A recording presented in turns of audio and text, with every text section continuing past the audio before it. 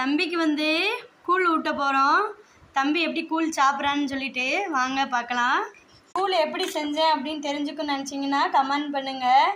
இதை வந்து தம்பிக்கு இப்போ ஒரு 2 வாரமாக நான் கொடுத்துக்கிட்டு இருக்கேன். 18 பொருள் வாங்கி வீட்டிலையே நான் அரைச்சி தம்பிக்கு கொடுக்குறேன். ஆமாடி, சாப்பிட்ருங்க சாப்பிட்ருங்க சாப்பிட்ருங்க. நல்லா இருக்கா? இனிப்பா இருக்கா? சரி சரி சரி. சாப்பிட்ருங்க சாப்பிட்ருங்க. இனிக்குதாம்மா? கூழ் இனிக்குதா? சாப்பாடு இட்லி இதங்காட்டியும் இந்த கூழை தான் விரும்பி சாப்பிடுவான். அம்மா செஞ்சதுன்னா யாருக்கு தான் பிடிக்காது? குழந்தைங்களுக்கு பிடிக்க தான் செய்யும். எடுத்துக்கிட்டு தவந்துக்கிட்டு உக்காந்துக்கிட்டு டைப்பாக சாப்பிடுவான். பார்த்துக்கோங்க என் பையன். விட்டுருமா, பாயை பிச்சது போதும் முடியும். லட்டு பாய் பிச்சது போதும், பாய் பிச்சது போதும். சாப்பிடுங்க சாப்பிடுங்க.